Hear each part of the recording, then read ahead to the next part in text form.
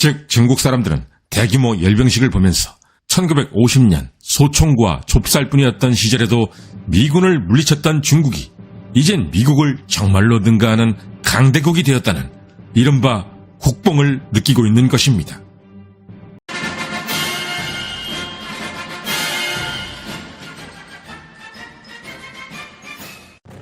최근 중국은 대규모 열병식을 통해 전 세계를 긴장시켰습니다. 수천 명의 병력이 발을 맞추어 행진하고 하늘엔 최첨단 전투기가 날아다녔으며 지상에서는 탱크와 미사일이 끝도 없이 지나갔습니다. 마치 그동안 숨지기던 거대한 용이 깨어나 승천하는 것 같은 광경. 이것은 단순한 행사가 아니었습니다. 바로 전 세계에 그동안 칼을 갈아온 중국의 군사력이 얼마나 강력한지를 보여주는 것이었습니다. 현재 중국 인민해방군은 세계 최대 규모의 육군을 보유 중입니다. 병력 규모만 약 200만 명. 이는 미군보다도 훨씬 큰 규모. 또한 중국 해군은 이미 미 해군을 넘어 세계에서 가장 많은 전투함정을 보유 중입니다. 항공모함만 해도 3척을 보유했고 원자력 추진 항모까지 준비 중인 상황.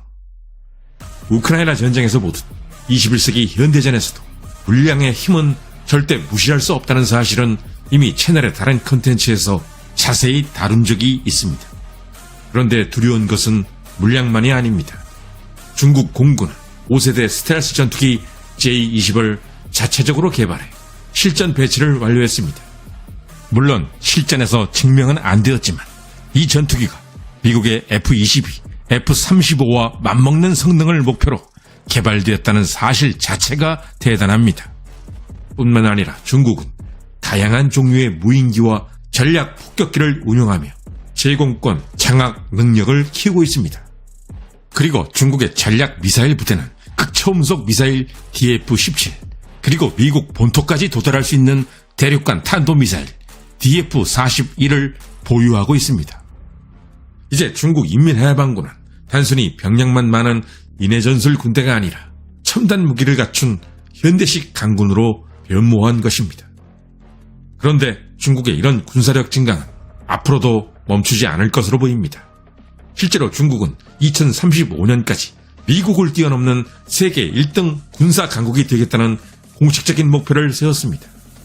이제 미국이 하는데 중국이 못하는 것은 아무것도 없습니다.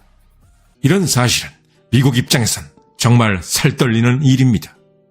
중국이 어느 특정 분야에서만 강점을 갖고 있는 게 아니라 육군, 해군, 공군, 우주군, 사이버까지 모든 영역에서 미국과 맞짱을 뜨고 있는 이 상황 자체가 그렇습니다.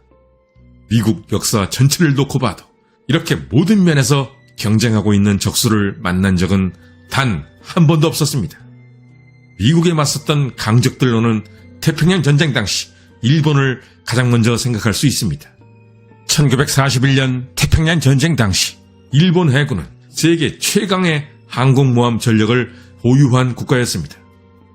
진주만 공습작전에서 일본 해군은 무려 6척의 항모를 투입했습니다. 또한 일본의 제로센 전투기는 전쟁 초반부터 미군에게 신선한 충격을 선사했습니다. 사무라이 정신으로 무장한 일본 육군 또한 만만치 않았습니다. 그러나 일본군이 미군을 앞서는 것은 이 정도에 불과했습니다.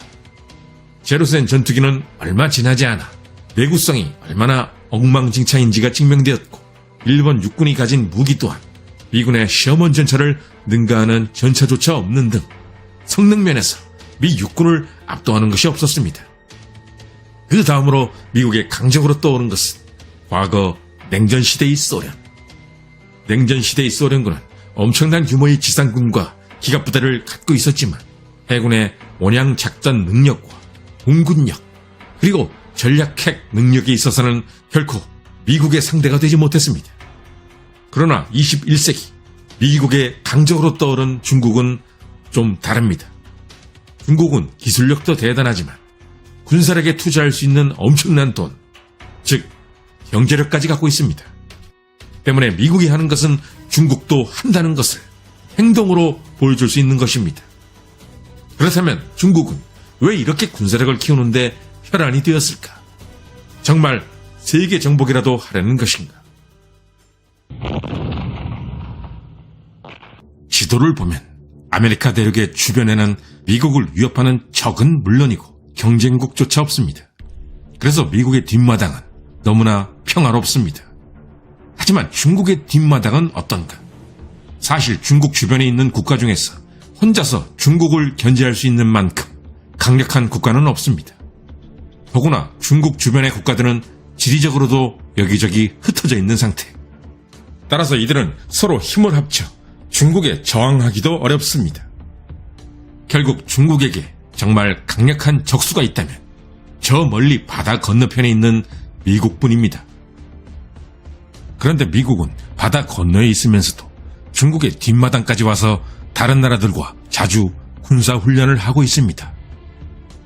또한 미군은 마치 중국 주변을 에워싸는 형국으로 이곳저곳에 포진해 있습니다.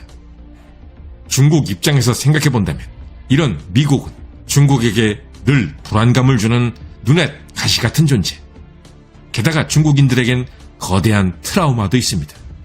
1840년 1차 아편전쟁 이후부터 2차 대전이 끝난 1945년까지 약 100년 동안 중국은 미국을 비롯한 서구 열강에게 불평등 조약을 강요당하며 수치스럽게 짓밟혔던 기억을 지금도 가슴절절하게 기억하고 있습니다. 중국이 군사력 강화에 올인하며 대규모 열병식을 하는 이유, 그것은 이제 더 이상 미국이 중국의 뒷마당에서 기웃거리는 꼴을 못 봐주겠다는 의미입니다. 중국의 첫 번째 목표는 일단 제1도련선 밖으로 미군을 몰아내는 것. 제1도련선은 대순다 열도, 일본, 필리핀, 대만을 연결하는 선. 만약 중국의 뜻대로 제1도련선을 확보한다면 무슨 일이 벌어질까? 중국은 동중국해, 남중국해, 서해를 완전히 폐쇄할 수 있게 될 것입니다. 만약 그 상태에서 제2의 한국전쟁이 벌어진다면 해군력이 필수적인 미국은 한국을 돕고 싶어도 도울 수 없는 지경이 될 것입니다. 중국이 군사력을 강화하고 대규모 열병식으로 힘을 과시하는 또 하나의 이유는 바로 중국 내부적인 이유. 중국 사람들은 6.25 전쟁에 대해 어찌 생각하고 있을까?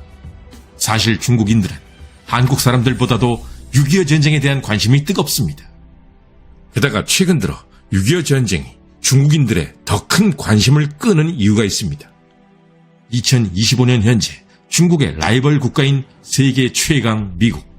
그런데 1950년 전쟁 당시에도 미국은 세계 최강국이었습니다. 때문에 중국은 자신들이 지금보다 훨씬 약한 처지였음에도 미국과 직접 싸워 패배하지 않았다는 것 자체에 굉장한 자부심을 갖고 있습니다. 즉 중국 사람들은 대규모 열병식을 보면서 1950년 소총과 좁쌀뿐이었던 시절에도 미군을 물리쳤던 중국이 이젠 미국을 정말로 능가하는 강대국이 되었다는 이른바 국뽕을 느끼고 있는 것입니다. 중국이 군사력 강화에 올인하며 거대한 열병식을 하는 또 다른 이유. 그것은 주변국을 향한 경고의 의미이기도 합니다. 즉 일본, 한국, 대만 그리고 남중국해 주변국들에게 중국의 군사력을 과시하는 효과. 이제 아시아에서 미국의 시대는 끝나가고 있다. 앞으로는 적어도 아시아에선 중국이 중심이다 라는 신호를 보내고 있는 셈. 그리고 또 하나의 이유는 바로 대만 통일. 대만은 중국의 핵심 이익입니다. 그래서 중국은 아예 대놓고 무력 통일 가능성을 언급하고 있습니다. 만일 중국이 대만을 통일한다면 태평양은 물론이고 인도양까지 진출이 가능합니다. 즉 중국은 마치 미국과 같은 해양 강국이 될 수 있는 셈. 결국 중국이 대규모 열병식을 하고 군사력에 올인하는 것은 단순히 미국과 중국과의 문제가 아니라 전 세계를 뒤흔드는 시한폭탄입니다. 그런데 중국의 이런 행동은 이미 실질적인 영향을 주고 있습니다. 평양전쟁 당시 일본 제국은 처음부터 미국을 직접 공격하는 어리석은 행동을 했지만 중국은 일본처럼 직접적인 충돌은 아직 벌이지 않고 있습니다. 하지만 중국은 회색지대 전략과 군사력 과시를 통해 미국의 전략적 선택지를 압박하고 있습니다. 이것은 과거 일본에 비해 확실히 영리한 전술. 만약 실제로 전쟁이 벌어졌을 때 미국은 과연 재빠른 결단을 내릴 수 있을 것인가?